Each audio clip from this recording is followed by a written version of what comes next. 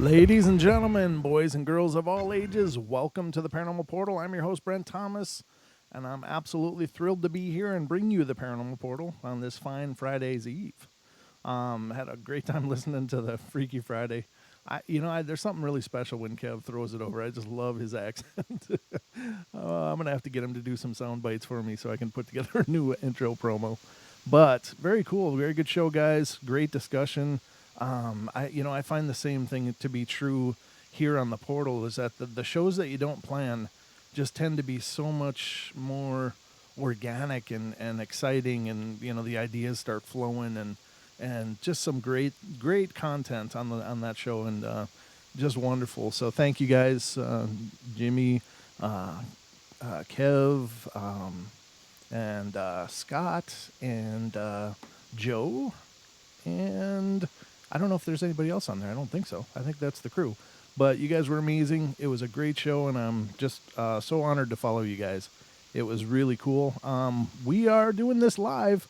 So this is a live show, ladies and gentlemen. It is live and unrehearsed, which is how we roll here on the portal. I have no idea what I'm going to say next, but I'll figure it out by the time you hear it. Trust me. And if you would like to be a part of the show, the call-in board is open. It's always open on the portal, and you can call in and be a part of what we're doing. If you have an experience or some knowledge to share about the subject, I'd love to hear from you. The call-in number is 213-233-3998. 213-233-3998. So call in and let me know what's going on, or if you just want to say hi, I guess that's cool too. But it's going to be hopefully a good show. I hope I put something together that's decent. It's a tough act to follow, but I'll do my best, because the Freaky Friday is kind of the big hitter on the Friday lineup. Not that there's any little hitters here on TFR. They're just amazing shows all right down the line. And if you want to help support what we're doing here on TFR, please head to tfrlive.com. If you're not already a member, check into it. It's really great. You get absolutely uninhibited access to any of the archives for any of the shows. And, if you're not familiar with the entire lineup, go check it out. There are some just incredible shows, incredible hosts, incredible knowledge. And, of course, I'm absolutely humbled to be a part of it. It's just been a fantastic network, a fantastic family of people. And it's just amazing. And if you do become a member, you also can download your shows that you want to listen to. If you can't, if you want to download something to your phone or your tablet or whatever to listen to later, play in your car as you're driving, you can always do that, and you get commercial-free downloads. So it's definitely something to consider, and it's very, very reasonably priced. And it definitely helps to support what we're all doing here on TFR and keep the lights on. So, let's see, what else? Oh, I was going to say, if you don't want to call in and be a part of the show, like you're just too shy or it's just not your thing, you don't want to talk in public, that's okay, because there are two other options for you to be a part of the shows. And one is to go to tfrlive.com/chat, create your own username and password, and you can join the chat room there. A bunch of amazing people. I've just been chatting with them during Freaky Friday as I was prepping for the show. And they're just awesome, just wonderful people, and there's always a great conversation going on there. So you'll have to check it out. But also, we are also simulcasting live on YouTube, and you can go to youtube.com/paranormal portal and be a part of the community over there. And again, another group of amazing people. I don't know, it's just being on the network is really cool. But I swear to God, we got the greatest listeners, and in the whole history of live broadcasting. These people are just amazing, and they take part in all the conversations. They bring a lot of things to the table too, and it's really a great contribution to the show. In fact, I've always called the chat rooms kind of like my invisible co-hosts. They're just amazingly a part of every episode, and everybody has a unique idea and a unique experience and a unique way of looking at it. So when all these ideas are exchanged, it's better for all of us. So additionally, if you want to submit a story but you don't want to do it through the chat and you don't want to be on the phone, you can email me at paranormalportalradio@gmail.com and share with me what your experience is. Now this tonight I don't have any stories to share with you. I didn't get any emails this week, so unless some come in tonight, of course we'll share them tomorrow night on the show. But we've had a lot of great contributions from our listeners, and it's been absolutely amazing to hear and read what they've experienced. I just am awed every time somebody tells me what they've seen, what they've been through, what they've experienced, what they noticed. Every time somebody tells me a story about the paranormal, I do learn something new, because everybody looks at things their own way. And somebody might notice a detail that nobody else noticed and bring it to the table, and then we have a better understanding of the phenomena, which I think is really important, and it really helps us all to grow in understanding. Again, I don't believe the paranormal is like where something goes wrong in reality, like, oop, that's the glitch, that's the hiccup, that's the the weird tape loop or whatever, or the artifact. I think that the paranormal happens because it's the breadcrumbs. It's demonstrating the absolutely amazing dynamic and fluid reality that we live in. And these are the little clues, the little hints of what else is going on that we can't quite get it, we can't quite see it, we can't quite experience it completely, but we get these little peaks. And so I've said it on a couple of the other shows, but I think I really agree with Tesla. And he made the comment, when we invest our energy into exploring the unseen is when we will learn more than we've ever learned before. And I'm totally butchering that and paraphrasing the hell out of it, but you know what I'm saying. So anyway, this is the Portal, ladies and gentlemen, and we are, well, it's just me, but we, as in you and I, are gonna get into some discussions tonight about night attacks. Attacks in the night. It's a phenomenon that's been going on pretty much since recorded history, and such things came out and ideas of what these things could be. And by night attacks, I don't just mean that that's when ghosts usually come out and you experience them. It can be that. It can be a physical attack, but it can also be attacks that occur when you're at your most vulnerable, which is like when you're sleeping. You're kind of closed off to the world. You're in your home. Your doors aren't locked.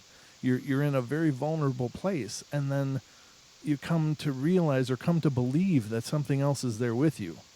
Now, what are they? Why did they come? What are they doing? What is the purpose? And there's many names for these different things, and sometimes these manifest as horrible, really vivid, terrible dreams. They can be visions, such as, the old hag in sleep paralysis, incubus, succubus attacks. These are all different kinds of attacks that happen, in the dead of night when people are really not able to properly defend themselves or even brace for what's going on. And so that's what we're going to get into here tonight. I was just talking with Pixie a little bit ago, and Pixie, of course, is one of the mods on our YouTube channel, and she's been a great help. And thank you again, Pixie, for all that you've done and are doing to help me on these Friday nights. Because on Fridays, unfortunately, Don Longbeard, the co-host that I usually have here, he can't be here on Friday nights, and so it's kind of left me in a bit of a pickle. But I talked to Pixie, and she agreed to help me keep an eye on at least the YouTube chat. And then, of course, we got Doc Kayak in the TFR chat, and he's helping to man the front, man the fort, man the front. I don't know. He's keeping an eye on things there. And so you guys are wonderful. Thank you guys so much for helping me keep an eye on what's going on. And, but I don't remember. Oh, I was talking to her about what the show's topic is tonight, which is like these kind of attacks. And she's had experience with that as well. And I think a lot of us have. In fact, I know sleep paralysis is widely regarded as a pretty psychological function, that it's some kind of a glitch in the sleep state where people are aware but their bodies are not quite connected yet or whatever. And I'm not a scientist, so I can't explain this in any kind of delicate or reasonable terms, but you guys know what I mean. It's when you're stuck. You're aware, but you can't move. You're frozen. It's like you literally, got the Darth Vader force choke on. You just can't move. You can't do anything. But normally what people are experiencing, as well as this weird physical phenomena, is the idea that something is there with them. that they're not alone. Sometimes people have experienced this horrible pressure on their chest as well, like they're being pinned down and can't move. They feel like something is like right in their face, just right there. And what are they? What are these things? What are they doing? What do they need? Now, the old hag phenomenon is it's a concept that goes back to, at least Victorian times, if not before.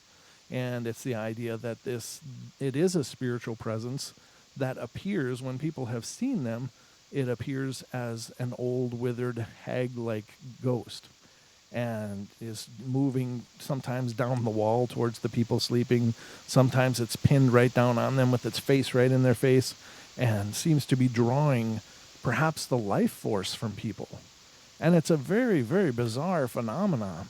Now, I was sharing with Pixie that this is something that I had experienced. Now, I never did get the visuals. I never saw anything there. But what I did experience was being frozen, being locked in that state.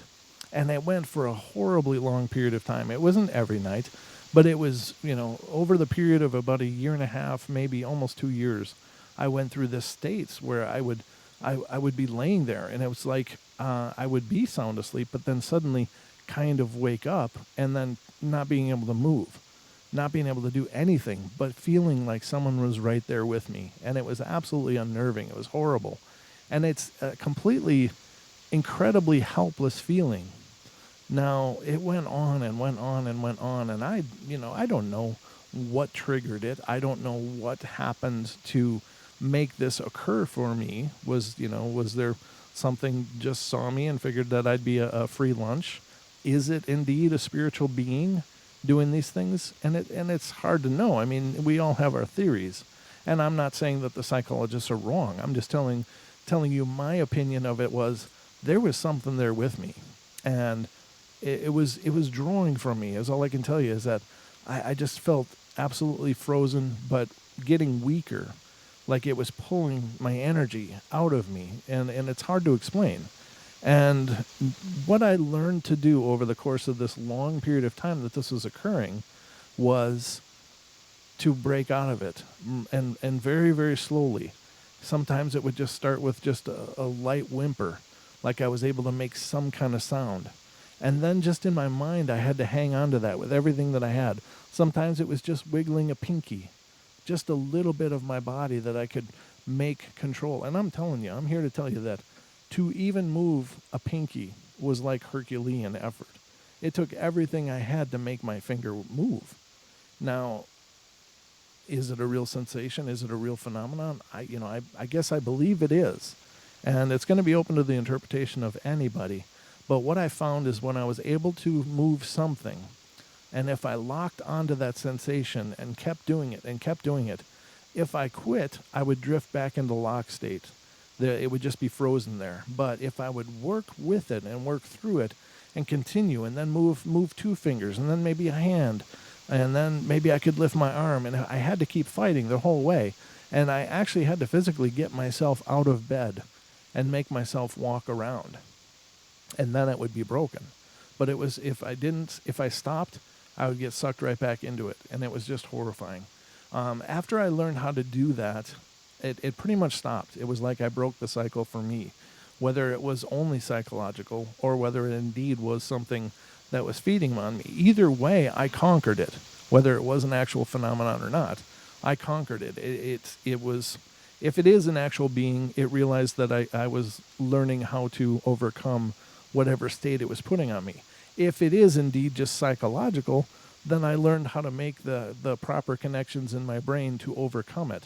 So regardless of the actual true nature of this phenomenon, it was real, and I did experience it, but once I found how to break out of it, it became not an issue anymore. And I haven't had that problem since that I can remember anyway. If I have, I've slept through it.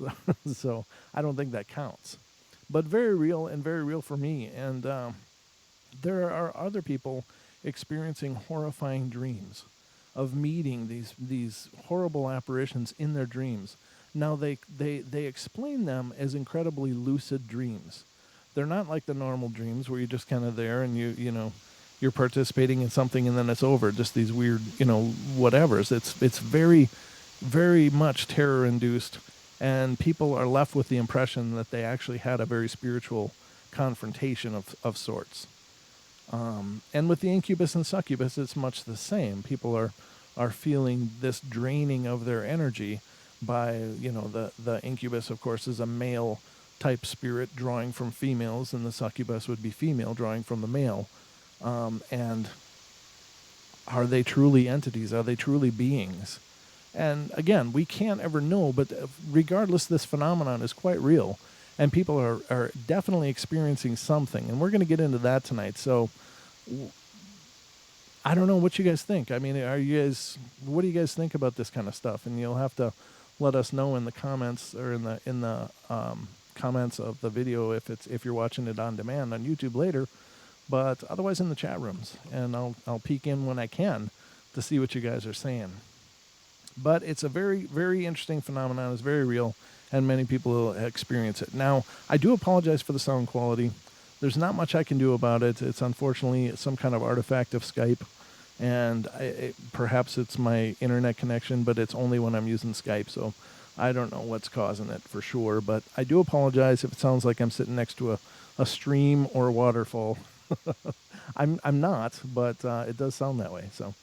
I just wanted to acknowledge it and let you know I am trying to figure out a way to get rid of it, but I have not succeeded as of yet. So it does sound good, though. Oh, thanks, Don. There's a lot of people in the chats tonight, and I'm really thrilled to see all you guys in TFR. I'm absolutely loving the new listeners that I'm meeting. I do actually have a call here, so I guess we'll get into this right away. And this is area code 707. You're on the air. Hi, how you doing? I'm good. How are you? Good. You're up for talking about anything, huh? Well, Or do you want to continue talking about that? Well, what you've been talking about. If it's paranormal, I'm up for anything. But if either one. But go ahead. Yeah, either one is fine with me. I mean, I liked what you were saying there. Okay. But what I was thinking about was, I live here in Santa Rosa. Mm-hmm. And I came within about 1.5 miles of the fire in all directions last year. Oh, and I witnessed the wind that came up that was just really different. That was there on Sunday night. And we ended up having to relocate. We had to take off. The whole neighborhood was moved, and we left for about a week. Uh-huh. And I just watched what was going on, and I knew that something weird was happening. The wind was something else. It was something like it was warm out, mm-hmm. and I've been watching the weather report, and there is nothing that would bring that on. Wow. Every time you get a big windstorm, you there's high pressure and low pressure, and but nothing I could see would bring this whole thing on. And it was, 45, 50 plus mile an hour here. Wow. I'm about a little less than a mile away from the county border on the east side of Santa Rosa. Wow. And it's oh gosh, it just shouldn't have happened. Isn't that something? And then sure enough, I saw what was going, and you've heard all the ideas as to what it might be, right? Well, no, please share it. Oh, well, I'm a big fan of Anthony Patch. Been following him for a couple of years, and Elena Freeland is a guest that he's had on for quite a few times, and she's brought up that this is a weather wars. This is part of what I believe the Illuminati is doing to affect this area, and they have the ability to have, I don't know the exact terms, but in essence, like a laser to come down from satellites and to hit certain areas. Like the directed energy weapons? The strange thing that happened here, pardon me? The directed energy weapons, you mean? What is that called? Directed energy? Yeah, directed energy weapons. Yep. Exactly. That's it. Yeah. Yeah. And you see these pictures where, and I traveled through the neighborhoods myself. I took pictures myself, and I saw that there are places that only the homes were burnt. Yeah. None of the trees were burnt. Right. And then you see playground equipment that, this plastic stuff is sitting right next to a house, 10 feet, 12 feet away from it. The house is completely torched, and the plastic is not touched, nor are the trees. Right. And you think, well, coincidence from time to time. But wait a second. This does not happen in the real world. There are phenomenon that causes this. Mm-hmm. Okay, and you've got to take a look at that straight. When you've got lasers that cut houses in half, that half of the house is completely burnt to the ground, and the other half is completely untouched. Right. Something's going on. Right. And then you've got this plastic. You've got the lasers that are set to torch homes and not to mess with the trees or the plastic. Sure. I mean, how else is that going to happen? I mean, just the radiant heat itself is sufficient to cause the plastic to go. Right. Yeah. And after saying that 6,000 homes burnt right near me, and I was spared, and I look at the map and I see, why is it these places are messed with and these other places aren't? And you can, I could go on and on about that, but I just, that's my perception on things. It's very, very curious. You're right, and I've seen the pictures that show even like aluminum rims on cars melted, and then a tree 20 foot away is absolutely fine. It's very confusing. I don't pretend to know a whole lot about that, but it's definitely paranormal in the traditional sense. But I don't know. Could it be UFO technology? Could it be directed energy weapons? Is there a nefarious plan going on? I don't know. But it is absolutely shocking to see those images and to try to understand exactly what has happened. Yeah, and the same thing being repeated, further north by Clear Lake and the other places further than that. Right. And it's the same pattern. Mm-hmm. And, if you look into the Illuminati plan, you think of what's their future, what do they want to do? Of course, they're going to be killing off 95% of the world and leave the 5% or whatever. Right. And where are they going to live? They want to have untouched area. I mean, sure. That place up north, that place is completely spotless, and it's beautiful. Yeah, and they didn't touch the city. Right. They could have gotten Santa Rosa. They didn't get, they got very close to us, but they didn't get into us. Right. Very, very strange stuff. You're right. It's really creepy. Whatever's going on, and I can't pretend to know what it is, but I really appreciate you calling in, brother. Thank you so much for listening and taking part in the show. You bet. You bet. Thanks for listening. Appreciate it. All right. Have a wonderful night. Take care. I will. Okay. Yeah, it's very, very bizarre, and I've thought about that. In looking at those pictures, I don't know what's going on. It's really tough to understand, and of course, there's many people much more qualified than I am to discuss things about what it could be. But the thought has crossed my mind: could it perhaps be some kind of nefarious alien intelligence? Could it and it certainly could be. I guess I don't know. It's one of those things that I don't even know where to start with something like that. It's so mind blowing and so hard to understand. But I just keep holding my thoughts around those people that are displaced because of it, because that's got to be absolutely terrifying and devastating. So, but yeah, very strange. And thanks. I love hearing from you guys. If you want to take part in the show, just feel free to call in again, 213-233-3998. If you need a toll-free access, it's 833-TFR-LIVE. If you're across the pond over in the UK, it's 44203-393-2871. But ladies and gentlemen, we're going to go to our first break here, and we will be back for more of the fun that is the Paranormal Portal. So don't go away. And I'm waiting for the bell to come. And definitely check us out on YouTube if you want to see the magic of the portal going on live.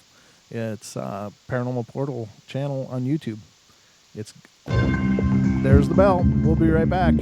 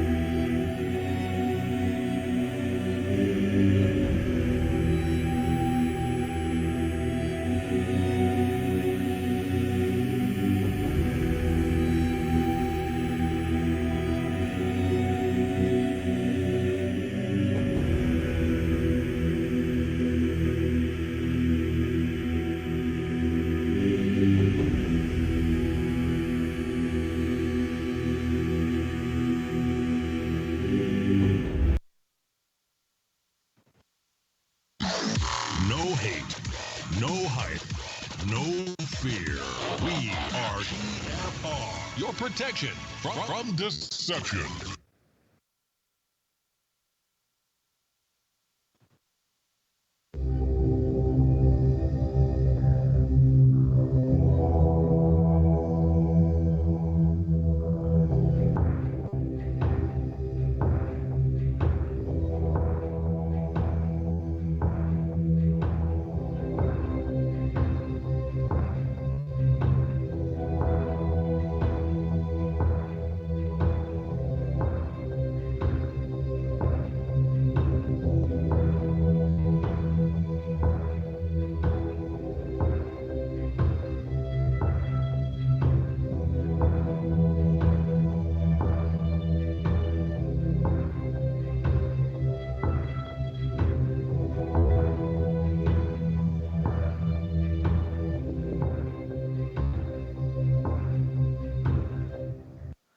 And welcome back, ladies and gentlemen, to the Paranormal Portal. I am your host, Brent Thomas, and I hope you're having a good night. Happy Friday, by the way. You made it to the weekend.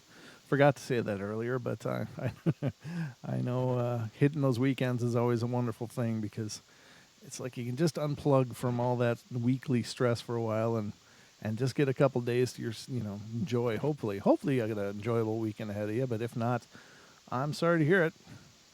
All I can do is send my good wishes your way. So tonight we're talking about night attacks and paranormal attacks in the dead of night, and it's a subject that I think a lot of people can relate to, and on the show we often cover a lot of ghost stories and a lot of ghost encounters and a lot of ghost ideas, and partly not because I'm not interested in everything else. I'm absolutely interested passionately in all of the paranormal, but I think that this is a subject that most people can relate to. I mean, everybody's heard, yarns of ghostly tales of some kind, whether they're some kind of legend or just, some experience you might have had yourself. But it seems like, ghosts and spiritual beings have been part of our cultures since we had cultures. Every culture around the globe has ideas about these beings that are around us. And tonight we're focusing on the kind that aren't so great to have around. They seem to feed on us. Now, why do they need to feed on us? What is the purpose? Are they actually feeding on us? Or are they just trying to create stress and create uncertainty or just keep someone off balance for other reasons? Now, a lot of people like to throw around the term demon, and I don't know that there are so many demons around. And it's a term that's used pretty loosely in the paranormal, and I don't mean to discount that there are some horrible things, and we understand them as demons. I'm not saying that at all, but I think that there are many types of beings, in my opinion, that we perceive as spiritual beings. Now, some of them may have been human, some of them may never have been human, and there's a distinction. Now, just because a spirit has negatively targeted you or impacted your life somehow does not just by that fact alone make it a demon. Now, demons are an incredibly powerful, incredibly in a manner of speaking, they're incredibly adept at doing what it is that they do. They're incredibly potent and absolutely nefarious, and they don't have any goodness in them at all. I mean, they are just dark. They are just horrible things that prey on people. There are, allegedly daemons, which is not the same thing, Daemons, and those are supposed to be more benevolent type of spiritual beings. But again, neither of those were actually human. Now, if things happen negatively in your home, it doesn't necessarily automatically qualify as a demon kind of thing. And that certainly includes sleep issues, being attacked in your sleep or being attacked in the dead of night. Now, some things very horrible may be happening, but to jump to the demon explanation, I think is misguided. There are many other things out there, such as what we've already discussed in terms of the old hag, perhaps shadow people, perhaps other types of upset entities, whether they be perhaps elementals or some other legendary being that may be known by many different names. So the term demon is pretty specific in what it should mean and what it should explain. And while they are definitely terrible things, it's not a blanket statement as it gets used. So I do think that perhaps Incubus and Succubus would qualify as demonic entities, but even then, they're kind of their own thing. Demons are not quite the same thing. Demons create havoc. Demons destroy. They just hate. They are full of rage and anger and just want to tear down and burn the world, as far as I understand it. And I'm no expert. Again, I'm just an enthusiast. Please don't, take what I'm saying as any kind of gospel. But the incubus and succubus seem to need to draw, like the succubus needs to draw the male energy from the human male, and the incubus needs to draw the female energy from the human female. They're very specific. So it would seem that while they may be somewhat demonic in a sense, and usually through means of seduction, which seems pretty dark and twisted, it just seems to be a matter of predation. And by predation, I mean they are predators. They prey on people, and so they use very specific means to prey. Like when you think of a mountain lion, it uses very specific means to prey on the deer or rabbits or whatever else it can catch. It uses stealth. It uses cunning. It uses tactics. The same with wolves. Wolves hunt in groups, and they use a specific a tactic in their predation. And so the incubus succubus, while they may generally be considered some kind of a demonic entity, to me they seem to be on their own kind of being, maybe similar but not quite the same. But again, just my opinions. So tonight we'll get into some of these stories and some of these ideas. I did want to talk a little bit about what do they need, why do they do this.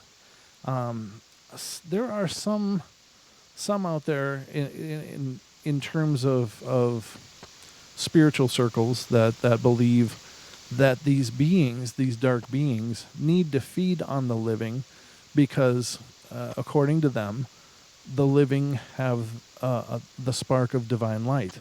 They have the connection to the divine. And as such, these beings, whatever they are rumored to not have that same connection.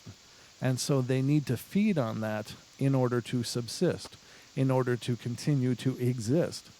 The idea is that if they don't feed, they are either reduced to such a weakened state or they may not exist at all. I don't know. But that is the understanding that I have of it. So the idea is that they may draw the divine light. Conversely, it may be just more of a biological energy field that they need to feed on. Perhaps there's something that we generate in terms of a biological energy field that they draw on that helps them to subsist and to survive. There's also the idea that they may be lower vibrational entities, that we as human beings have this higher vibrational spirit within us, and these lower vibrational entities want to draw on that higher vibration, whether it's to propagate themselves or if it's just what they need to survive because they can't gain enough energy in their lower vibrations. Whatever the case may be, they almost seem more akin to parasites in a lot of ways. And I'm not trying to disparage anything. I mean, these are very significant beings if they do indeed exist. I tend to believe that they do, but you'll have to come to your own conclusions on that. But they need us to feed. They seem to rely on us, much like a mosquito relies on the blood of people to lay its eggs. Normally they eat flower pollen and everything else, but when they need to lay eggs, they need that extra protein that they don't have. So could it be that that's what they use the energy for, that they drain from people? These other beings, are they propagating some kind of offspring of their own? Perhaps. I don't know. It's an interesting theory, and it kind of just occurred to me now, so I'm going to roll with it because it's, my show. So you're stuck with me. All right, the first one I want to read to you tonight is a pretty quick one. It says, I sometimes encounter ghosts in my dreams. These dreams always leave me freaked out, especially if I'm scared about what happened. Some of my dreams keep happening. In some dreams, I manage to help some spirit, and other times I'm so absolutely freaked out by the energy or the negative presence, I wake up and wonder, why do I go there in my dreams? And I think to myself when I wake up, oh no, that dream again? I've had a few really scary ones about ghosts that I'll never forget. One was when I was pregnant. I encountered a female spirit who tried to kill me by strangling me. And somehow I knew that she had actually killed herself in real life because she had suffered the loss of an unborn child. Don't ask me how I knew this, but I knew she was terribly upset and absolutely jealous of me because I was expecting. And God bless it, I felt like a spider crawled down my back. And I woke up screaming, no, because I was trying to get her off of me. She had me down on the ground, and I felt like she was on top of me while I woke up. I woke myself up from yelling for my life. I was so shaken up that I told my partner about it. In real life, I'm clairvoyant and about spirits and ghosts as well. So that's a very interesting account. And yes, that could be possible. I really believe that kind of stuff could be possible. That if somebody had been so distraught in their life and they ended their life, and whether through the passing of their infant child or maybe a miscarriage or stillbirth or whatever, and they ended their own life, and then anybody else that comes into their space is a trigger to them. You know, that they just have this hate because that was an experience they were denied. I would believe, though, that this type of spirit could probably be cleansed pretty I don't want to say easily because you just never know, but this would be pretty much a cookie cutter for, just cleansing a spirit and doing a blessing, saging, and should take care of it. There's, distraught spirits can be earthbound. And if they're earthbound, it's because they have a lot of things to work through. And I'm not laughing because that's funny. It's just, I just think about the enormity of that, what that would be like, and it's just overwhelming. But, that is horribly creepy. But those kind of accounts come up a lot in the paranormal that, sometimes those attacks that seem so targeted to an individual are because something about that individual is a trigger to whatever spiritual presence could be around. Now, that could be a very benign presence every other moment of the time, except when that, in this case, the pregnant woman, she was the trigger. That was the trigger to all of the pain that caused her to end her life. And so that makes perfect sense to me. Terribly sad, though. Just horribly sad. Oy. All right. This next one is allegedly about a ghost attacking as well. Now this comes out of Colombia, so I don't know. Sometimes these stories from all around the world can be tough to read because sometimes they include cultural references that are hard to understand, but I'll do my best. So I think a ghost is attacking me, or I'm going nuts. The first incident happened about 2 years ago at around 7 in the morning. Someone who I thought was my dad came into my room to wake me up so that I could open the gate. And he told me to watch over the house while he was gone. Well, my dad wears a black sweater and a black sweatpants to bed, so I didn't look at the face. I was so tired and mad that I had to get up at the time. When I got up to open the gate, I found my dad sleeping in his bed. What really made me angry is, or that really made me angry, rather. So I woke him up to find out he had never come into my room. My sister has had similar experiences, but it took the form of my stepmom. I told her to get ready for school. It told her to get ready for school at 2 a.m. in the morning. So she got up and took a shower. Oh, that's that's actually funny. It's a bit of a prankster. Last year on Halloween at around 2 a.m., I woke up and I closed my eyes to go back to sleep. I could feel someone in my bed. I tried to open my eyes, but I was paralyzed. This happened every night for about 2 months. In the past week or so, it's been starting up again, and it's getting stronger. Like one night I woke up at just after 2 a.m., and I was awake for about 20 minutes, and I was watching the clock, and when I closed my eyes, I started hearing loud whispering that sounded like a leaky sink. But before I could open my eyes, it was on me, and I tried to scream with all my might, but I only got some weird noises out. My sister heard them, but didn't think anything of it, so now when it gets on me, I'm not even sure if it's on me anymore. I don't feel it holding me down. I relax my muscles, and still I can't open my eyes. I've managed to open them a few times, but I don't see anything. When I'm finally able to move, I stay awake, but sometimes it comes back. or on me and does whatever it seems to do. That's craziness. And the email address for the show, if you want to email in a story, is paranormalportalradio@gmail.com. Thanks, Pixie. That works. Now, again, that's a pretty classic situation of sleep paralysis. And it's very similar to what I experienced as well. Now, I didn't see a presence, just as in this case. This person didn't see a presence, but yeah, that's the case. Are they real or not? Again, it's up to you guys to decide. But it's either way, the phenomena is real, whether it's spiritually induced or if it's just a psychological thing. Either way, it's a real thing. So I think that that's important to note because, we all have our different ideas as to the causation, but the actual paralysis is really happening. These people can't move. I couldn't move. It was just, I was stuck. I was just dealing with it. So very interesting. Let me just take a look up here, and we got another call. Let's get to this. This is area code 515. Is this you, MCAT? Hey, how you doing? Hey, brother. How you doing? I'm all right, buddy. How's it going? Everybody, it's MCAT. How are you tonight? Good to hear from you. What's going on tonight? Same old thing. Down here chasing that dollar. Good for you. Have you caught it yet? No. I was going to say, if you do, send some my way. That's all I got Dreadfully to say. elusive, that thing. Yeah, I know. It is. Huh? I say, if you find some, send them my way, too.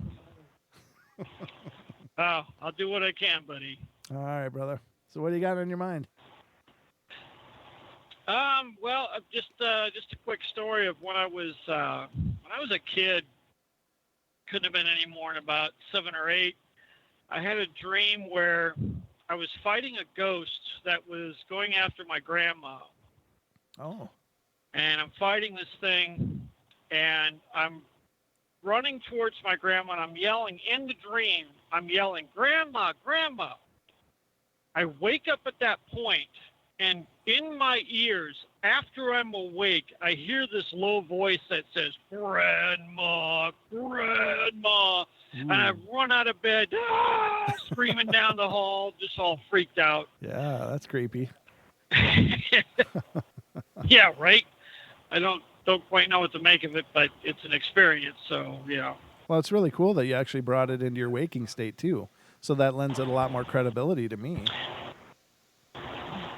Yeah, that was the weird part. That's what I can't, like, what was that? Right. Was that something left over in the dream that gets replayed? And, like, I don't know what to make of that just yet.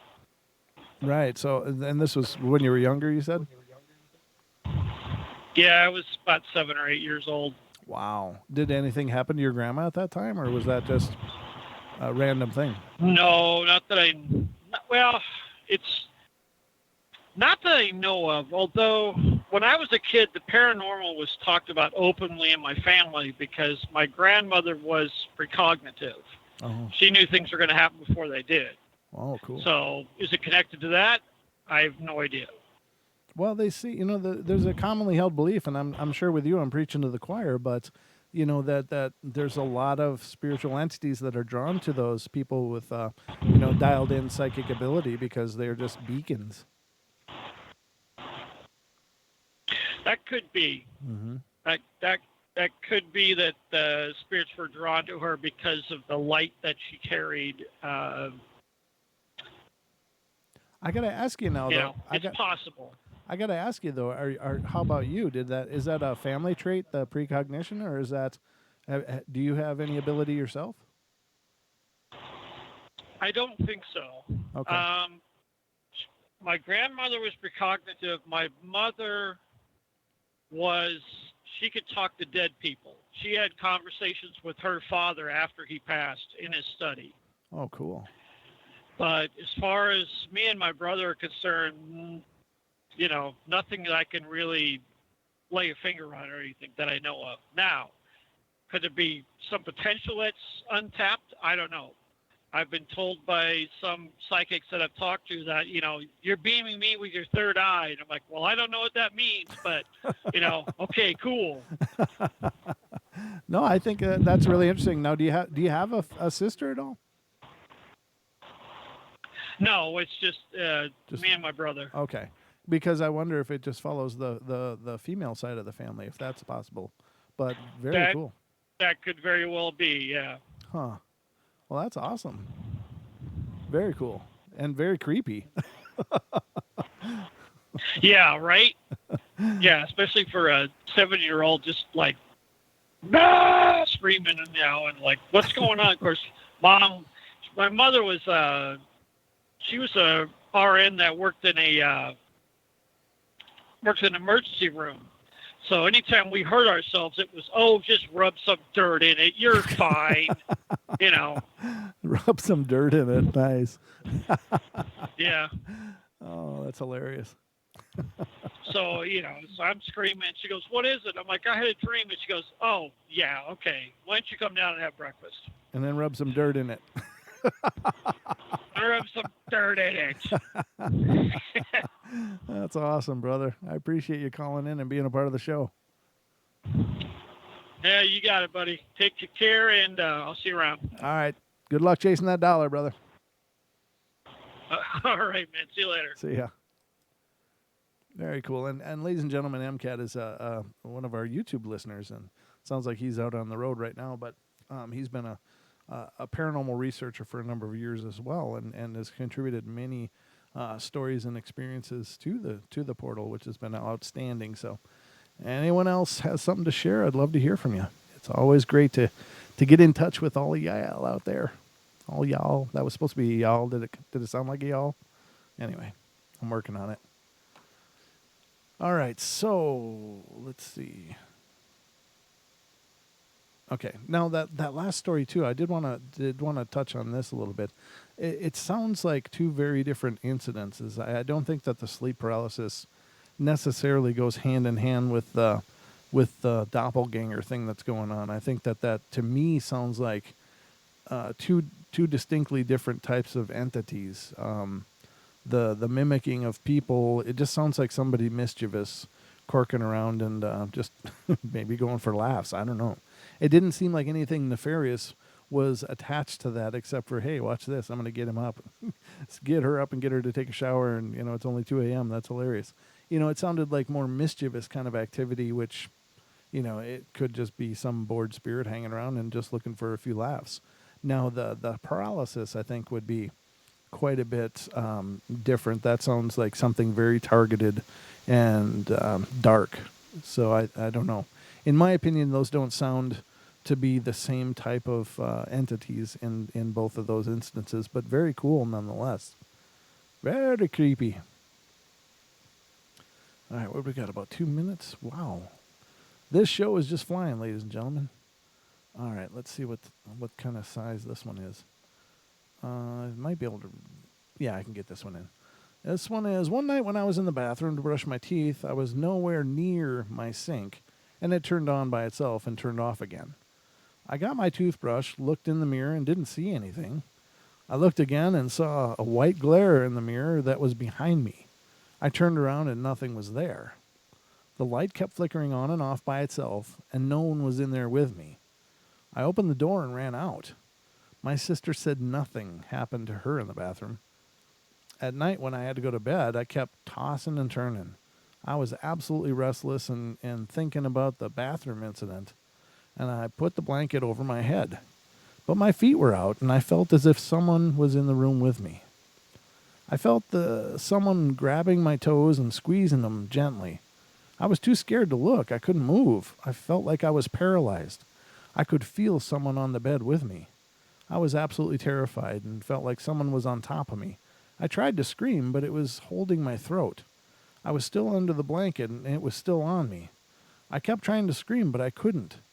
I also heard footsteps in my room, and it finally stopped. I got out of my covers, and my throat was in pain. I finally fell asleep, and in the morning, I was better. I told my sister, who didn't believe me, and I could tell my mom secretly believed me. It happens to me every night. I'm so tired. I can never fall asleep. I keep asking my mom if we can move. I hate trying to sleep at that house and not being able to sleep every night. So very weird. Again, I'm going to talk a little more about that after break. And ladies and gentlemen, we're going to be going to the hour break here on the portal. So the night is marching by. The Facebook page, Rebecca, is facebook.com/Paranormal Portal Radio, or you can find Brent Thomas on there as well. But it's facebook.com/Paranormal Portal Radio. And follow us on Facebook and Twitter at Paranormal Portal, PORTL. But we'll be right back after this messages to pay the bills, and we'll continue our journey into the Paranormal Portal. Don't go away.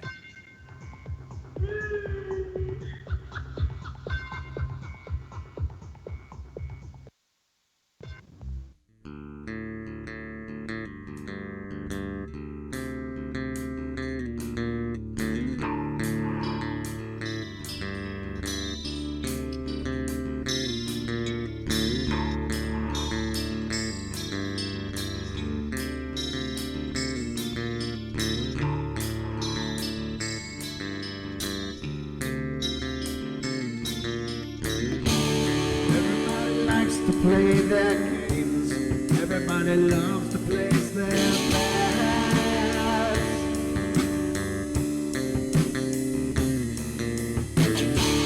They don't understand the price I paid.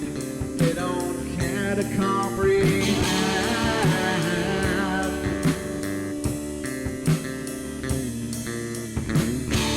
Trace their lines upon my body, dripping scars across my heart.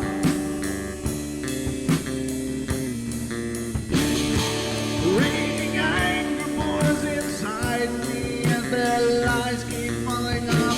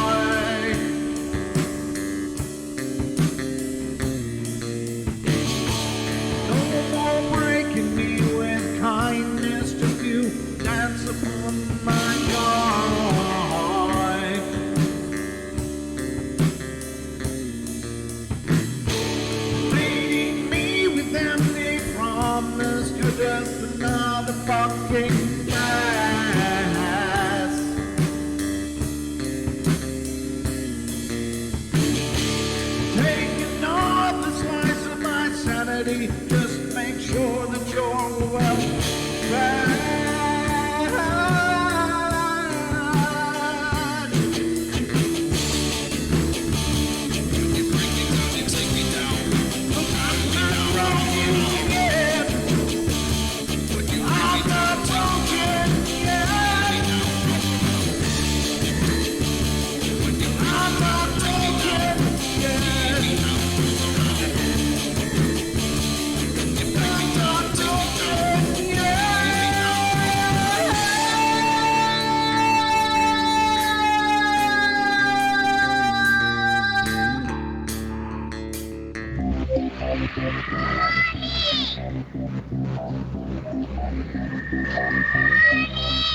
I can see you, Mommy.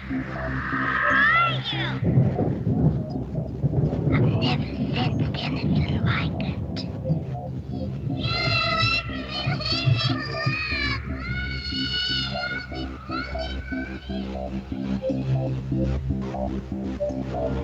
Caroline is not like those she's with.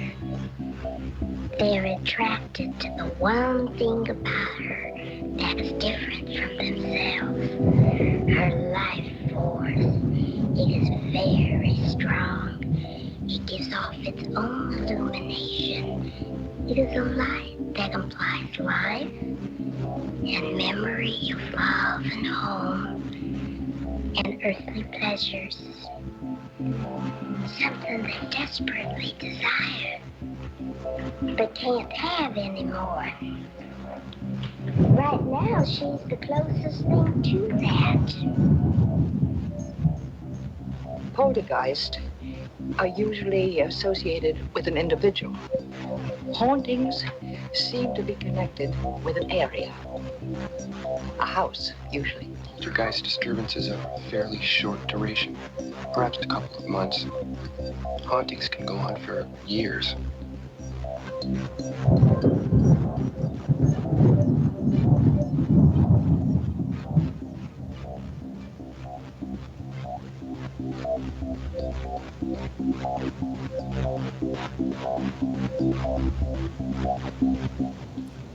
And welcome back, ladies and gentlemen, to the second hour of the Paranormal Portal. I'm still your host, Brent Thomas, because I'm the only one here. You're stuck with me. So we got a couple calls in the queue here, so let's get to these right away. First call is from area code 586. You're on the air. Hi, Brent. Hi. This is Gemini from the chat. Hey, Gemini. How you doing? Good. How are you? I'm absolutely wonderful. I love it when you guys call in, so I'm all ears. What's going on tonight? So this is a story from about a year ago. I would frequent a friend's property in Lower Michigan. I'd always felt very comfortable there. It's a house and probably like 30 acres. Always felt very, very comfortable there and had been staying there for 4 or 5 years on and off throughout the summer. So one time I'm there and she asked me, she said, would you like to go out to the barn with me? I got to go out to the barn. So I said, yeah, no problem. We get in the little vehicle going out to the barn, and all of a sudden I'm getting a creep. Ooh. Like I've never, ever had before. And I'm like, what is this? And so we get out to the barn, and I'm sitting there kind of in the vehicle, and I'm thinking, I don't want to get out. But I didn't want to scare her because she would have freaked out real easily. So I kind of said in my head, what is going on here?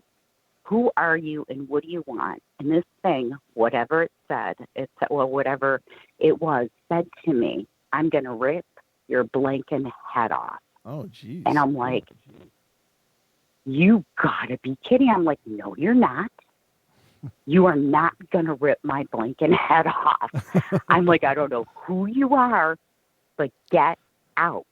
Right. And this thing would not. It was like creeping, and I could kind of feel it out in the woods. And you know how you see like it's like a microwave image, the lines, you can see something there. Right. So I could see something out there, and I'm like, look, you ain't coming near me, and you're not coming near this house. Ooh. So I did everything to put the protection all around me. Right. So I was told as we were going back into the house, driving back up to the house, do not sleep in that back bedroom because something is going to come through that door wall and kill you if you stay in that room tonight. Ooh. And I'm like, holy moly. I wanted to get in my car and just go home. I'm like, but I didn't want to leave her. Oh, yeah. So I did not sleep in that back room, and I put very heavy protection around me. Good for you. But I could feel something out on the perimeters of the property. And that was about it. That was my encounter. It never bothered me again, but I had to put up heavy protection. Now, I have to ask you, are you able usually to communicate with spirits? Yeah. Okay. And I usually get really nice ones. Yeah. I don't deal with something like this. I mean, like when I felt this energy, I was like, oh my God, this thing's going to kill me. Right. And that's what it wanted to do. It wanted to kill me. And I'm like, no way. This is not going to be happening. Good for you for standing your ground. That's a tough, double tough thing to do. So good for you. Yeah. Yeah. Man. So I just wanted to share that story with you. Oh, that was amazing. Thank you for sharing it. And you know, I don't think that you have to have an area like spirits don't have to be anchored. I think they can just, some of them can just move around. Some of them choose to be, in one location, but I think there's nefarious things probably go wherever the hell they want to. And this is just what you bumped into. What a horrible experience, but good. I mean, you conquered it. So that's awesome. Yeah. Yeah. Nothing I really want to encounter again, but that is like really busting through the fear. It was either if I gave into it, it was going to get me, and I knew it. Wow. So I'm like, this is not going to happen. I will come at you head to head. And perhaps you were the beacon that brought it, that just your strong energy was, something that it wanted. Could have been, but it wasn't going to get it. It's like dragging bait behind the car. It's like, here, No, I mean, I'm sure that wasn't. But I think it's a wonderful story, and I thank you so much for calling and being a part of the show. Thanks, Brent. I really enjoyed the show. Oh, me too. That's two of us. But I will. I would love to hear from you again if you ever have anything else to share. Thank you. All right. Be well, my friend. All right. You too. Okay, and that was a wonderful. Thank you so much for calling in, Gemini. And we'll move on to our next caller, which is from area code 920. It's like micro size, so I got to lean into it. But how you doing? Good. How are you doing? I'm doing well, thank you. This is Josh from Wisconsin. Hey, Josh from Wisconsin. How's your night? Good. I got a lot of different things that have happened to me, actually. I bought my house in 2001, and pretty much ever since I've moved in, there's been activity in this house. But the weirdest thing that's ever happened to me was I was up in my bedroom one night, and I was just sitting in bed, and I was reading something, and I could hear two men speaking to each other. And it sounded like an older man and a younger man. And so I was just sitting there and I was listening, and I was like, where the heck is that coming from, And so I was like leaning in, trying to understand what they were saying, because I could hear them, but I couldn't make out the words. Okay. And eventually I looked up and I seen a literal portal, like where the wall and the ceiling meet. Ooh. And it was spinning really, really slow, counterclockwise. And it sounded like the voices were, I don't know, coming from the other side of it, I guess. But the strangest thing is that this thing coned out, and it hit me like right in my chest. Oh, wow. And I could feel the energy from it. Ooh. And it was like, I wasn't scared. I wasn't like, it didn't feel evil or anything like that. It was just very, very weird. But there's been so many things. That's the strangest thing.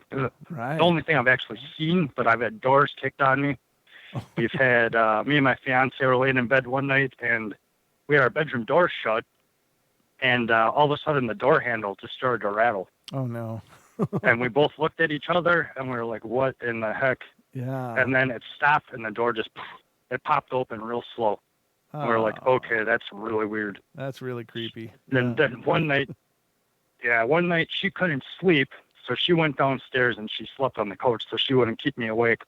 And she fell asleep, and then she was woken up from a dead sleep from, there's a loud voice in the room, down in the living room. And this voice woke her up, and she was just, and she said it kept repeating the same thing over and over and over again. It was a woman's voice. And it got so loud that it scared the dog. And the dog jumped up on the couch by her. And then, like, it was staring at the ceiling where this voice was coming from. And she said it went on for like 10 minutes. She just pulled the covers over her head and was praying for it to stop. But wow. There's so many things that have happened since I've moved into this house. It's unbelievable. I've caught orbs on film, and I've caught weird, like, streaks of light and just all sorts of crazy stuff. Yeah. Now, does this house have a lot of history, or is it a new build, or what's the story there? It was built in the early 1900s, like 1920, I think. So it's got a lot of history. It just used to be all it used to be all farmland, like around where this house is. Mm-hmm. I mean, now it's in the city, but it used to be a lot of farmland. I find like little marbles out in my garden and stuff. It's really weird. Huh. But yeah, I don't know. I've kind of tried to look into it, and I haven't found anything strange about the house. Sure. And But some, it's if it was a family home, good. which I think if it was on farmland before, if that's where it was built, it's probably a family home, perhaps generational. And you know, there doesn't necessarily have to be any negative history, just history. And they probably love the house, and that's the attachment, you know. Yeah, well, there's definitely a lot of different spirits here because I've heard the two men talking. I've heard two girls, like young girls, giggling, and like when it happened, I just got like a flash in my mind, like two young girls in like the old time nightgowns that they would wear, like white nightgowns, sitting on a floor playing. And it was really weird. It was really faint. I could hear them laughing, and I had asked my fiance was sitting right next to me. I'm like, "You hear that?" She's like, "No, I don't hear anything." Well, a week later, her daughter came up to her and she's like, "Yeah, Ma, something really weird happened last night." She goes, "What?" She goes, "I was sitting in bed and I could hear she heard the same thing I heard. Two little girls laughing." Wow. So I'm not the only one that's heard it. Everybody in the house has had experiences one way or another. But you're not, for the most part, the experiences aren't negative, right? I mean, is that what you're explaining? Yeah. Well, there's only been 2 times where I've been scared. And once I was laying in bed and I was just about falling asleep and the corner of the bed went down, like somebody sat on it. Uh-huh. And that scared the living crap out of me. I shot up and my heart was about to pound out of my chest. How bad. And then there was another time we play, my son is 12 and he likes hide and go seek. So we'll shut off all the lights at like 10 o'clock at night and then we'll play hide and go seek in the dark. Uh-huh. And nobody likes going down in the basement at night. So I always hide in the basement. Oh, nice. And so one night we were playing and I was going to hide in the basement. And I started walking down the steps and I just had like this really, really bad feeling. Uh-huh. Like, I don't know, there was something down there that I didn't want to be around. And I made it like halfway down the steps and I wasn't going any farther. So I hung into the wall and I just felt like something was standing there watching me the whole time. Oh. And all of a sudden the bottom stair creaked, like somebody stepped on it, and I just shot up the steps and scared the living crap out of me. And then in the basement at the same time, not at the same time, on a different day, I was in the back room, and I had the door shut, and the door was kicked, like it flew open. It was crazy. Oof. And I walked over there, and it was. But other than that, those are probably only 2 or 3 experiences where I've been kind of scared, but not really. I don't know. I don't let it get to me, I guess. I try not to. Yeah, and that's, I mean, there's a difference between being startled and being scared. So what you're saying is that you've been startled there because startling things have happened, and that's just natural. But it doesn't change the fact that this is your home and you love it, and you know, you're just accepted the fact that you live with some unseen beings, right? Yeah, exactly. Yep. Sounds like you're doing it absolutely right. And I mean, if it ever becomes problematic, just have a talk with them and just say, you know, I know you're here and here's the deal. Don't do that, whatever that was again, you know, like throwing open doors. Yeah, and stuff. right. And, you know, just let them know. Go ahead. Well, and I've saged the house actually, like the activity got so, like it was happening like every other day. There was something going on. And so I would sage the house. And normally, after I sage it, it calms down. Uh-huh. But then it seems it starts up again, and then it's usually even worse than before I sage the house. And it's like it seems to get more active, so I just stopped saging the house. And now it goes in spurts. Like nothing will happen for like 6 months or 8 months, and then all of a sudden, one thing after another will happen, and then it'll just stop. So then it'll happen again, and then it'll just stop. Sure. When you did move in, did you guys make a lot of changes to the house, or not really? A little. I redid the bathroom, and I redid the floors and stuff. We had hardwood floors, so I ripped the carpet out. And other than that, though, not really that much. Okay. Other than gutting the bathroom in one of the bedrooms. Okay. Maybe that did it. Yeah, you never know. I guess. I mean, it could be just something as silly as they don't like the color of the paint that you chose. You know, I mean, it's a lot of times I believe that they just, you know, they consider it their house still, and they feel like they should be part of the decision, even though you can't actually, you know, discuss it with them. But you know, right. It doesn't always take something profound to trigger some response at the same time. I mean, if it ramps up again, just talk to them and let them know that it's now your house and you're okay with them there, but here's your rules. And and I think that you're right, though. Yeah, I think, right. I think what saging does. Oh, good. Saging, I think what it does is I think that it basically like normalizes the energy. So if a lot of paranormal activity is really kicking up, there's really a spike in that type of energy, and I think the saging is like re-baselining it, and so it causes causes that to diffuse, which is pretty helpful. I don't know when you saged if you had the intention of casting these things out, or if you were just like, no, it's just got to settle down. But I think that it's a good idea to do anyway. And there's been a lot of science that shows there's some great health benefits to saging as well. So I mean, it's just a good idea every once in a while, I think. Yeah, I didn't know that actually. Well, there you have it, brother. Well, thank you so much. All right. Well, please call in again if you think of anything else you want to share. Oh, sure, definitely. Yeah, good night. You too. Thanks again. All right. Bye-bye. Very cool. I love it when you guys participate and tell me what's going on. That's when I first thought about doing the Paranormal Portal, that this was the show that I was envisioning is, people calling in and sharing their experiences and discussing it, having discussions and talks about it, because your guys' experience to me is the most powerful ones.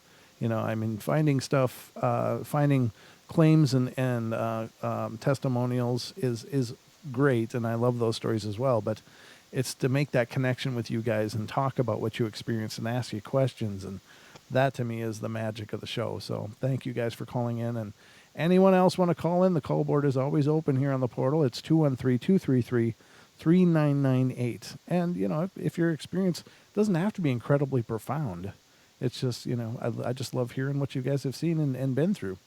And hopefully it's not all bad, but I think you guys are amazing. You guys make the show what it is. So let's continue on here, and we'll get into a little bit more. Man, I'm sorry. I just have such a headache. I've been dealing with an infection in one of my teeth. I don't want to whine on air, but it's really been a painful week. So I got medicine and everything like that, so everything's cool, but it's just, wow, it really knocked me down. So let's see what else we can find here for you guys. Yeah, I read that one. I have to retrace my steps now. What have I done? What have I not done? All right, now this one sounds a little more intense, and we'll see what this one has to say. It's a little bit longer, but not too bad. All right, so this experience seemed 100% real as it was happening in my mind. I assumed it must have been a dream, but it was by and far away the most realistic dream/nightmare I've ever encountered. What I thought was awoke from a deep sleep with trouble breathing, and as though something had its hands wrapped around my neck. And you always hear that theme over and over and over with these dark things that induce sleep paralysis as people. And I didn't feel this when I was experiencing it, but the choking sensation, the sensation that something is holding you by the neck. I mean, it's got that very physical sensation with it, so very wild. But I opened my eyes to see this person who was under my covers, sitting knees first down on top of my chest, choking my throat, with their knees holding my arms down. I couldn't see a face straight away. I tried screaming for help from my wife, who was working on the computer in the next room, but was unable to mutter much more than a faint murmur due to the being's hands wrapped around my throat. After many minutes of trying to fight this off, I finally got a hand free to knock on the wall to attract my wife to come over to help, where I was able to somewhat fight this being off my body until my wife came in. And I was then able to see this being's face for the first time. It looked like a blonde female's face who had been drowned. My wife finally helped me get this being off me, and as I got up to hug her, and turned around, the being was gone. I got my wife to come to bed with me, and we held each other close, and finally slowly dozing off again, I realized that this being was back, and that it was not my wife. Oh no. I felt a surge of pressure being applied to my body by this being, as it once again tried to sit down on top of my chest. While I was fighting this thing, I assume I passed out. What seemed to be about 5 minutes later, I physically woke up, for real this time, threw off the covers, turned on the lights, and headed straight for my wife in the next room. I told her about the experience, and she could see I was really shaken up about it. I asked her about things like, did she hear me scream? Did she come in to help me? To which she didn't. All I could put this down to was a dream. But after reading similar stories, I wonder if it could be more of a sleep paralysis syndrome. I take antihistamines before I go to bed and have done so for well over 10 years, but I've never had this happen before. I'm sorry, I'm just having a little trouble reading that part. I have what I believe contact with the paranormal before, although previous times have been when I was well and truly awake. I have had about a month ago what I believe to be a real ghost good dream with my deceased grandfather. Can ghosts visit us in dreams? I didn't know that was possible. This experience has freaked me out completely, and hope there have been others that experienced something similar in the past. Yeah, I truly believe they can, and I think they do regularly. In fact, I don't think that we recall our dreams. We certainly don't recall all of our dreams. And so I think it's quite possible that maybe our loved ones come and see us, and perhaps it's all the time. Maybe they're coming nearly nightly to check up on us. But we just don't recall all of those experiences. But every once in a while, one will be retained. And I think that they're very real experiences. I mean, Lord knows there's many people that would just say that dreams are just the folly of a unconscious mind, or a mind processing, things that it's gone through during the day or during its experience, or subconscious thoughts, etc., etc. But I think that dreams can be incredibly profound. There's so many cases of precognition in dreams. You look at the Edgar Case phenomenon, where the sleeping prophet, he did some amazing readings in his sleep. So just very interesting. And I do believe, I believe I have seen loved ones that have passed come to me in my dreams. And I shared one on the story, one of those stories on the show before, but it was when my grandmother had passed away.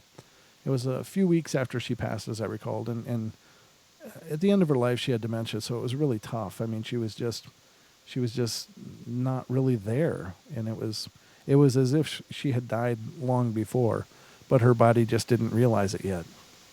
But anyway, she had gone, and I missed her terribly. She and I were quite close, and I think she was quite close to all of us.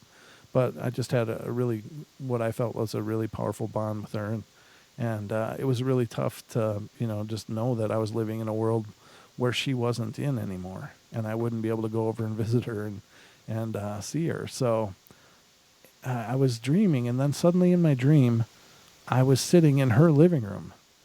And then she walked around the corner, and it was her old self prior to having dementia, and she sat on the footstool in front of the chair that I was sitting in.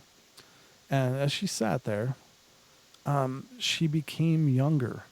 It was like the years totally disappeared, and her gray hair turned dark brown and long and beautiful, and she was this stunning younger woman. It was like, and my family was never big on pictures, and so I really had no idea what a younger version of my grandmother would have been. I mean, my whole life she always had the gray hair. It was kind of dyed almost a purple color. I don't know why that's done, but many older women in her generation did that. When they turned gray, they would go for kind of a purple look, and not because they were Prince fans, but you know what I'm saying.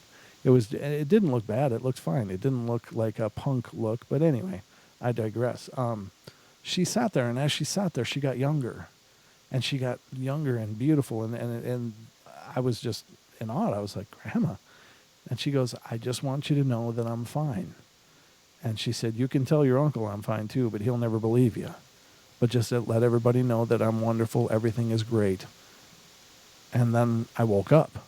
And it wasn't, I mean, I told my family members, like my mom and I are very, very close, and we talked about it.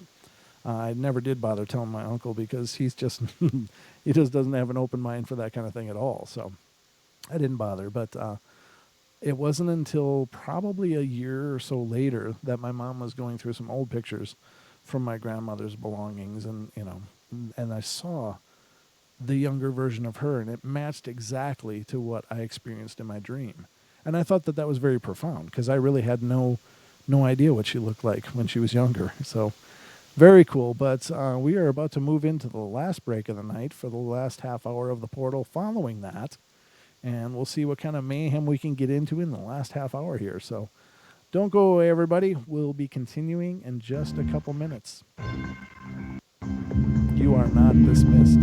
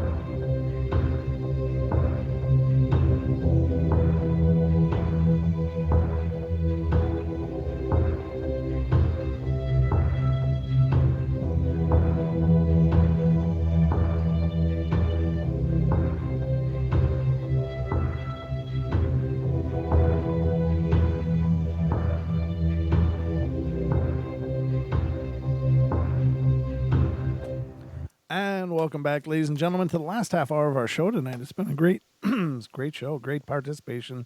You guys are awesome, and I'm just loving it.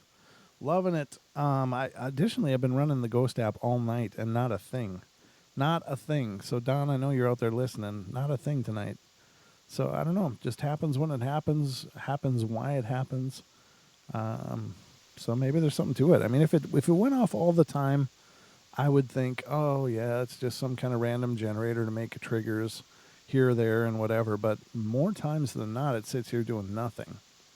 But every once in a while, it does something. So I think there might be something to it. But again, I can't claim to understand the science of it real well. So perhaps there's environmental triggers that I don't know about that can make them go off. Whatever the case is, I find it incredibly interesting. You know what else I find interesting? I'll have to try out a theory tomorrow night on the show. I have an idea of something I want to try, but I'll wait till tomorrow's show because it would require me leaving the room and setting something else up to see if the activity changes. That would be interesting. But anyway, welcome back to the show, ladies and gentlemen. Oh, great. Well, I just want to thank Gemini again. And thank you to all the callers tonight. You guys have made it really special. I was just reading her response. Well, I'm glad you chose to share it here. Thank you, Gemini, for doing that and being a part of the show. That was really awesome. And to everyone else that's called in, it's been great. Absolutely amazing. So let's continue this journey that we're on here. I thought I was going to say something about this story, but I don't remember what it was now. Oh, yeah, shoot. I was like, hey, I got to tell you something about that, but I'll do it after break. Now I don't remember what the hell I was going to say. Let me reread it a sec. The whole idea of dream stacking. I've had that experience as well, and I don't know what to make of that either. You know, where I've dream woke up a bunch of times in a chain, in a sleep pattern I was in, and I don't know. It got to the point where I wasn't sure when it was real. And it wasn't until I actually woke up for real that I was like, okay, now I know this is real. So many other times when I was dreaming, I woke up. And very, very strange phenomena. But I think that is just actually more of the function of the brain. I don't think that that's necessarily paranormal. Now, could it be? I guess. I mean, it could be again, we were talking about predation earlier, that there's certain methods of predation. We were talking about Incubus and Succubus using specific forms of predation. Perhaps that's a form of predation that has to do with the sleep state, that they need to get you into that really off-kilter, confused state in order to draw what they need from you. That, I guess, is a possibility. Again, I'm just thinking on the fly here. That's usually the way I work, ladies and gentlemen, though. I'll just think about something and ideas pop into my head as I roll. But, very cool. All right, so let's get into another one here and see what we can figure out. I want to keep an eye on the call board in case anybody wants to take advantage of the last half hour of the show. Again, the number is 213-233-3998. 213-233-3998 or 833-TFR-LIVE. And I can't tell you the numbers, what the hell that equals, because, you know, I hate trying to spell stuff out when you're dialing. I'm just, I don't know. It's cumbersome to me, but it's a great thing to have a easy to remember number like that. I just don't know what digits it equates to. I'll have to sit down and figure that out. I think Don did one time, and we had it, but I've long since forgotten what that was. Okay, so this one is a little bit different, but this is... I wonder why I jumped over there. Okay, let me close that one. All right. Let's see what we find here. Let's get into this, shall we? All right, first things first. I know about sleep paralysis and night terrors. What I experienced was neither of these. I had moved in with my mom and her boyfriend into a very old farmhouse. I had noticed shortly after moving in that I could hear voices, male voices, mainly about the same time every night. Now, that's very curious, the voices thing. At first, I attributed these to my mom and her boyfriend leaving on a TV or a radio somewhere in the house, but after talking to them and doing some checking on my own, one night, I determined that I was wrong. Then I started waking up in the middle of the night, not being able to move or speak. This went on for a few months, off and on, but it began to happen more frequently as time went by. I was often able to move after saying the Lord's Prayer or one of the Psalms.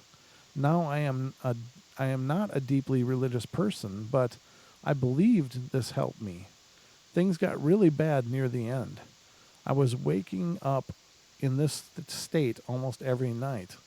One night, as it was happening, my mother walked into the room. I saw and heard her walk in, but I could do nothing until I said the prayer.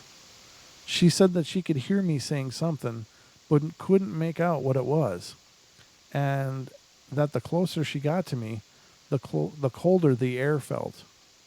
I told her what was going on, and she said she had experienced the same thing a few times since moving in there as well. Well, the next night I woke up to the same thing happening. I was asleep on my side, and I felt someone put their hand on my shoulder, which immediately woke me up. Once again, I wasn't able to move or speak or do anything, like whatever it was didn't want me to see it.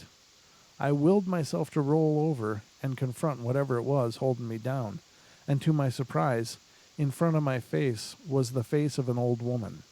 No body, nothing, just her face, and she screamed at me, "What do I do now?" Well, being as mad as I was, I told her to leave me the blank alone and go into the light. When I did this, she gave me a puzzled look and disappeared. After that, I never had another incident. I did some investigating of the home and wasn't able to find out if anyone had died there or not. Now that I think back on it, I guess I could have been a little more polite to this spirit. But hey, after several months of interrupted sleep, who can blame me? I agree. That's that's one of those cases, and perhaps the spirit, perhaps some of these things happen, and the spirit isn't trying to cause this issue. But if it's a confused spirit, could they be inadvertently emitting some kind of and I've been watching Star Trek recently, so you'll have to forgive me, but electrostatic field. I've always wanted to say something like that. So could they be emitting some kind of energetic field, though, that they're trying to get help? They're trying to figure out what the hell's going on because they're in this confused state. They don't understand. They're reaching out, touching, and it has a different effect. And perhaps the feeling of the choking is just them trying to wake you up, like kneeling up, like get up, help me, I'm lost. I mean, that could be a possibility too. Maybe most people are really misinterpreting the nature of these things. Maybe these spirits are just really confused and desperately trying to get some help. But unfortunately, whatever they're doing, and maybe their panic, their state of energetic panic, has that physical effect on the living. Could that be possible?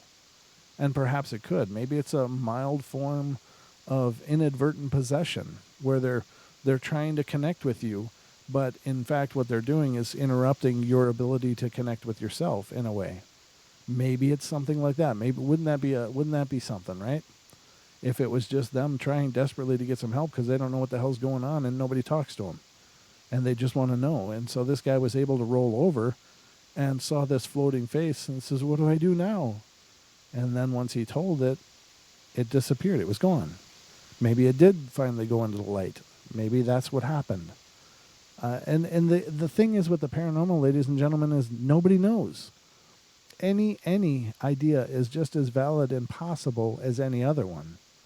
But I think there's some merit to this. I think that, and this is what I'm talking about when I say that the paranormal is the breadcrumbs. All of these stories just add another layer or another level of possible understanding, all of these accounts. Now, I can't speak to the authenticity of this. It could be just somebody doing some creative writing. But if what they are saying is true, and I can't tell either way. I just have to assume that they recorded this with altruistic intentions of sharing a story. If what they're saying is true, then is that a possibility that these sleep paralyses are just confused spirits unable to connect with the living, and they're actually causing problems for the living by their desperation. I don't know. I like that theory. I like it a lot, actually. But you guys will have to tell me what you guys think, whether through email or through calling in or through the chat rooms. Not that I can sit and watch them too much, but I'm just curious if you guys think I might be onto something here. I'll have to ask Deb sometime. Oh, thank you. Gemini Moon said, blessings, Brent, to you for your tooth. Thank you. I really do appreciate that. And essentially what's going on, I went to a dentist earlier in the week, and I've got a impacted wisdom tooth that's grown in, and they told me years and years ago, and I was telling Don this, and I probably said it on the radio show last weekend. I don't remember because I was in so much pain. But the dentist told me when I was a teenager or in my 20s, you better get that out because it's going to cause problems. And I was like, no, I don't want to do that because I watched my brother get his wisdom teeth pulled, and it was just absolutely miserable. But what's going on is it's impacted, but it's still grown, and it grew into the molar in front of it and has basically crushed the nerve or crushed the roots and the side of that molar that's there, and it got infected. So I'm just going to have to get something done as soon as they can get it done. But, I got medicine now. I'm on the antibiotics to get rid of the infection, so that should really help. But thank you. I really appreciate those kind thoughts. And, I appreciate it. Yes, I agree, Doc. Doc says, get the tooth removed. Yeah, I'm going to as soon as they can get me in. But, oh, nice. Yeah, Doc says I could eat ice cream for a week and get away with it. You're right, probably. I probably could. Probably gain another 20 pounds, but I'll be a fat, happy guy.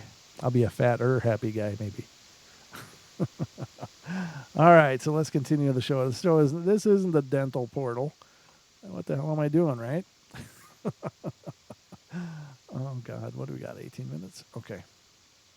Just checking the clock, ladies and gentlemen, as we're moving through the night here on the Paranormal Portal. You'll pay for the whole seat, but you'll only need the edge.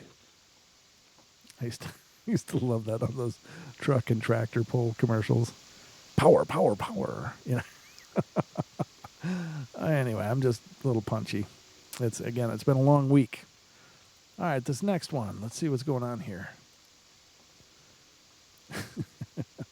All right, just looking for comments. People are going to think I'm absolutely lost it here.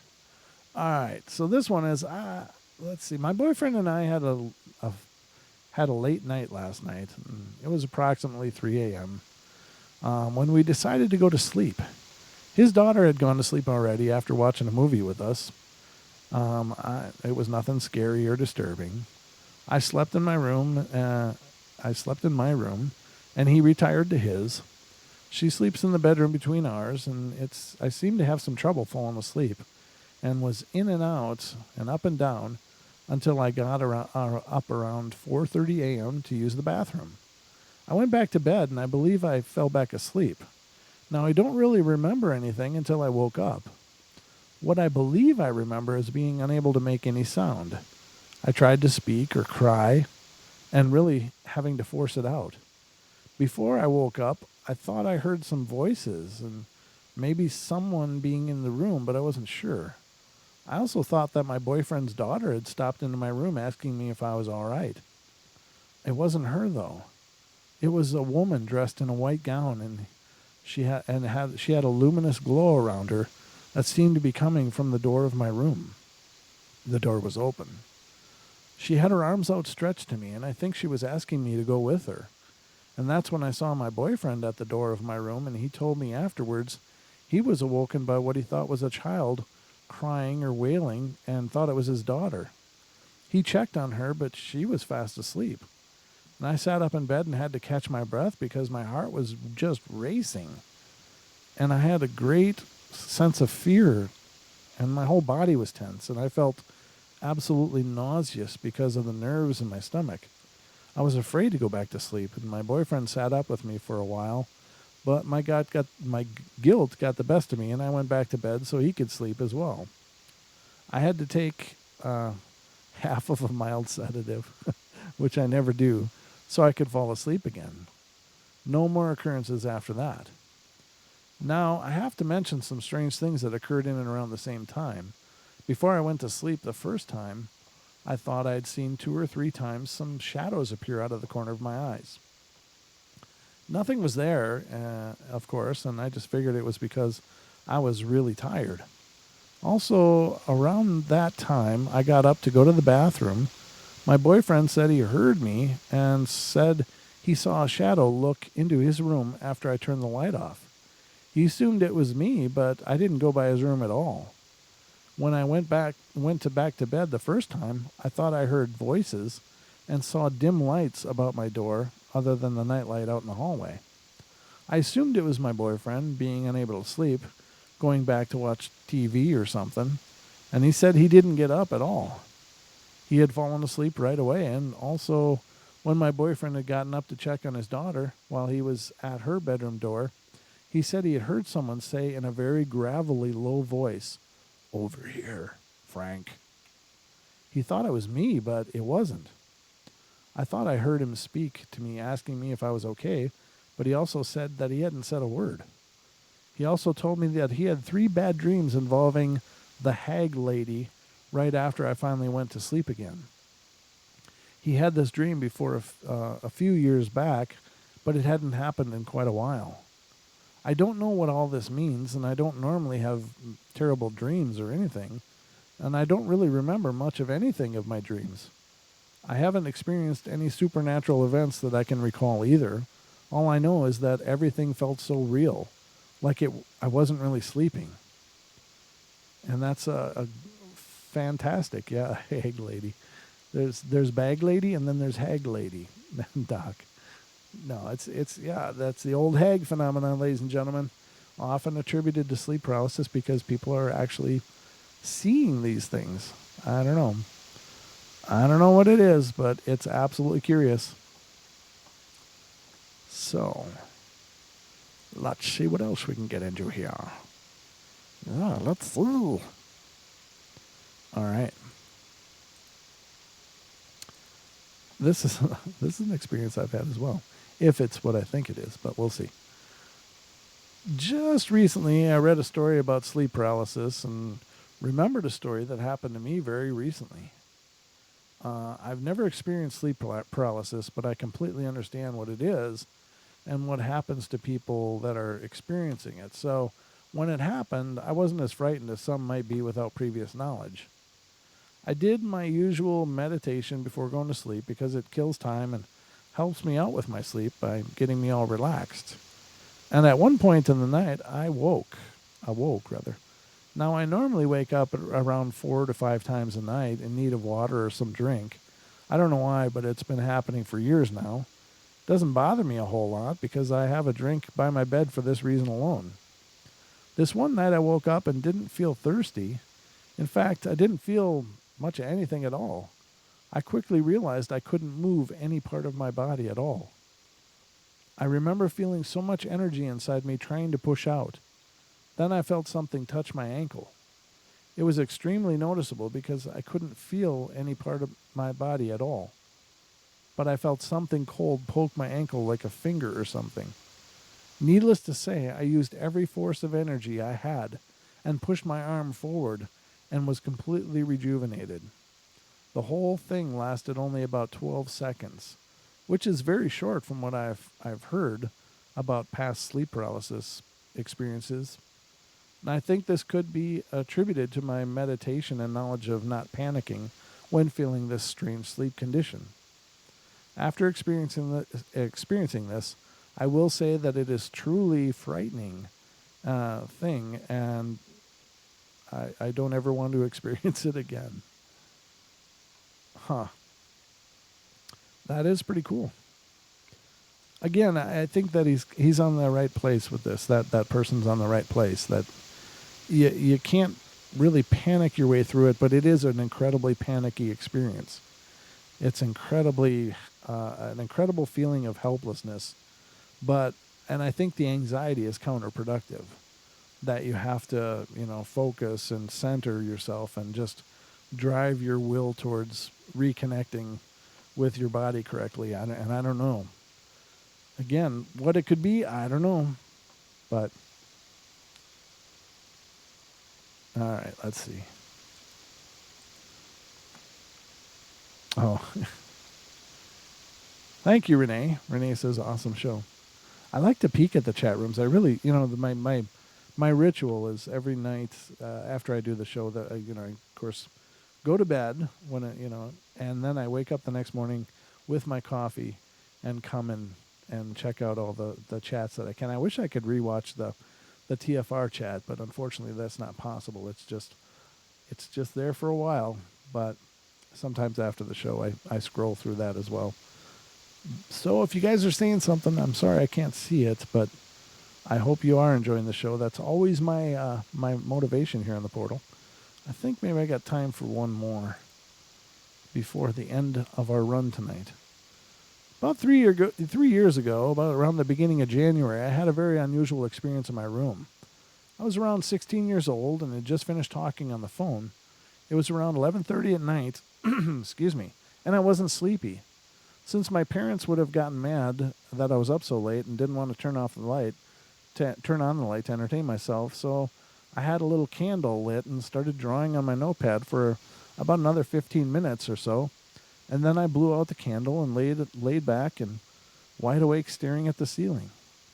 A few seconds later, I started hearing a ticking in my room, like a clock or something. But the thing was, I don't have a clock in my room, and we didn't even have a clock in the house that would tick. So I thought that it was my dog playing with something, but then I remembered she doesn't sleep in my room, and my door was closed, so she couldn't have been wandering into my room or anything. So I just tried to ignore it, but then I kept hearing the ticking. It was 2 ticks, then a few seconds pause, then 2 ticks, then a few seconds pause. A few minutes later, instead of the pauses, I heard a creak in the floor. I thought it was my dog again, but no, the door was closed and she couldn't be in my room. It sounded like someone took a step at the foot of my bed. I heard 2 ticks, then 2 creaks, 2 steps, and 2 creaks. So I started to get a little nervous. Excuse me.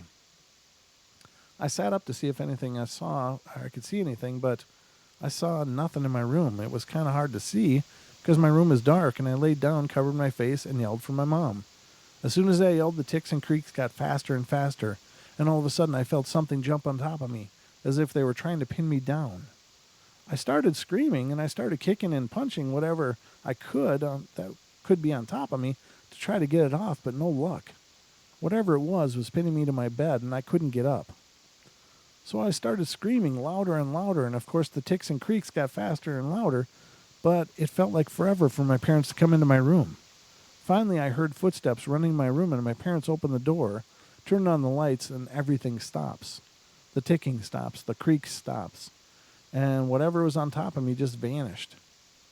So I was hysterically crying and shaking, wondering what happened, and until this day, I have no clue what it was. So, very curious. Hard to know. But they're everywhere, ladies and gentlemen, those paranormals. We are the paranormals. Which basically means above normal, so I guess we qualify, right? So, ladies and gentlemen, that about wraps up the show for tonight. Please follow us on Twitter. It's at Paranormal Portal, Portl. They didn't give me enough room for a second A there. So I've got, I think, 35 followers now. I'm killing it on Twitter, you guys. So definitely check us out on Twitter if you have a Twitter account. I think Twitter's kind of cool. I resisted it for years, but I've just started exploring it a little bit, and I like seeing what people are saying. So follow us on Facebook, facebook.com/Paranormal Portal Radio. And Brent Thomas page is on there, as well as Don Longbeard. You can find him on there. And, excuse me, I'm a little froggy. It's this fall air. It's kind of starting to dry out or something. But we are also, as you know, on YouTube. If you haven't already subscribed and followed us there, it's youtube.com/Paranormal Portal. Would love to see you guys there. And you can find all of our episodes for about the last year or so on YouTube, and you can check it out if you're just being introduced to the portal now. Would love to catch up with you guys there, and definitely like every video you watch, and comment, and please feel free to share it anywhere. Let everybody know about the portal. Spread the love. Spread the love. We're growing. Love you too, Gemini. Thank you, and thank you all that are in here and have been a part of the show tonight and every night. Of course, we'll be back tomorrow night for more of the Paranormal Portal, and stay tuned on TFR, iHeart, TuneIn, TalkStream Live for encore presentation of Beyond the Veil, and then later on, Rio and Jimmy Jean and Brandy will be bringing you into the microcosm here on TFR as well. So love you all. Be good, be kind, be nice. Take care of each other. Do something nice for somebody. And we'll see you tomorrow night at 7 p.m. Pacific here on the Paranormal Portal.